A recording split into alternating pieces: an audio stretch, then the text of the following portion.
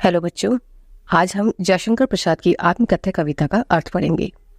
मैंने ऑलरेडी इसकी एक वीडियो बनाई हुई है जिसमें कविता की लाइंस को रिपीट करते हुए इसका अर्थ समझाया था, तो आप इसे भी जरूर सुनिए। तो आइए शुरू करते हैं। जयशंकर जी की आत्मकथ्य लिखने की शुरुआत कैसे होती है और आत्मकथा और आत्मकथ्य में अंतर क्या है।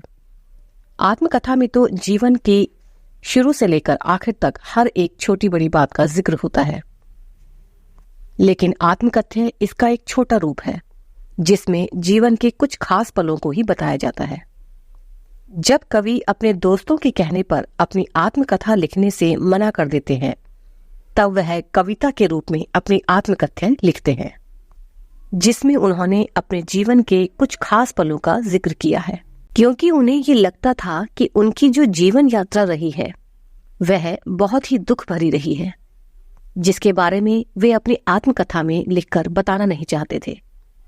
इस कविता में कवि ने अपने मन को भंवरे के समान बताकर चंचल बताया है। वे अपने मित्रों से कहते हैं कि मेरा मन रूपी भंवरा न जाने मुझसे कौन सी मेरी कहानी कह रहा है। वे कहते हैं कि मेरी जिंदगी गिरे हुए सूखे पत्तों के समान है। मेरी जिंदगी में कभी कोई खुशी के पल नहीं आए। अपने बीते हुए दिनों को याद करने पर केवल कष्ट ही होता है। वे कहते हैं कि उन्होंने बहुत से लोगों की आत्मकथाएं पढ़ी हैं, जिसे पढ़कर उन्हें ये लगता है कि मानो वे खुद उनके साथ हुए किसी भी घटना का जिम्मेदार उन्हें ही मानते हों। इसीलिए वे अपनी आत्मकथा नहीं लिखना चाहते थे कि उनका मजाक न बने या कोई उनकी हंसी न उड़ाए। कवि अपने मित्रों से कहते हैं कि अपनी दुर्बलताओं को कभी भी किसी के सामने बताना नहीं चाहिए, क्योंकि ये दुनिया आपकी कमजोरी जानकर आपका फायदा उठाती है।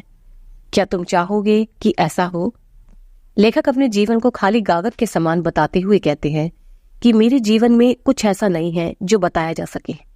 मैंने कोई भी ऐसी उपलब्धि हासिल नहीं की है या कोई भी ऐसा खास काम नहीं किया जिसे मैं अपनी आत्मकथा में लिखकर बता सकूं। आगे कवि इस कविता के जरिए अपने मित्रों से कहते हैं कि मैं आत्मकथा लिखने से डरता हूं।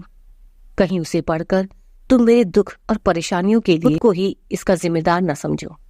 लेखक के अनुसार बहुत ही कम लोग ऐसे होते हैं जो आपके दुख और परेशानियों को सुनकर आपका हमदर्द बन जाते हैं, वरना लोग तो दूसरे का दुख सुनकर खुश ही होते हैं और मजाक बनाते हैं।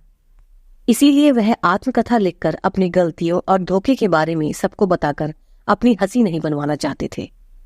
कवि कहते हैं कि उनके जीवन में भी कुछ अच्छे दिन आए थे, लेकिन वे उन यादों को अपने तक ही रखना चाहते हैं, किसी को बताना नहीं चाहते थे।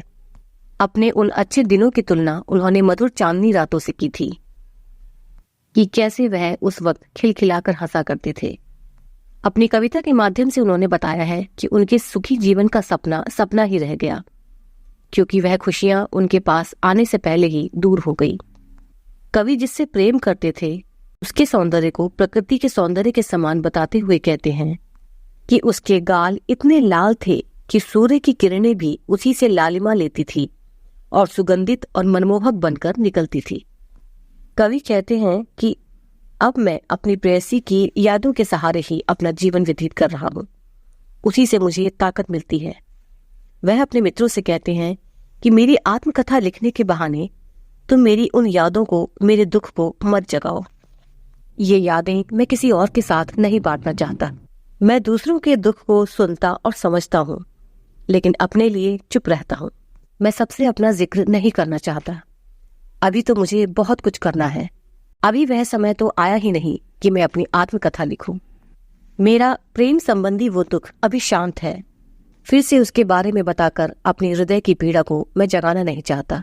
इस कविता से पता चलता है कि जयशंकर प्रसाद कितने विनम्र स्वभाव के महान कवि थे, जिन्हें ये लगता था कि अपने जीवन में उन्होंने कुछ भी ऐसा बड़ा काम नहीं किया जिसके लिए वह अपनी आत्मकथा लिखकर दूसरों के सामने रख सकें। तो बच्चों, इस कविता का अर्थ बस इतना ही था। अगर आपको मेरी वीडियो पसंद आती है तो प्लीज लाइक सब्सक्राइब कीजिए। मिलते हैं नेक्स्ट वीडियो में। Okay, bye.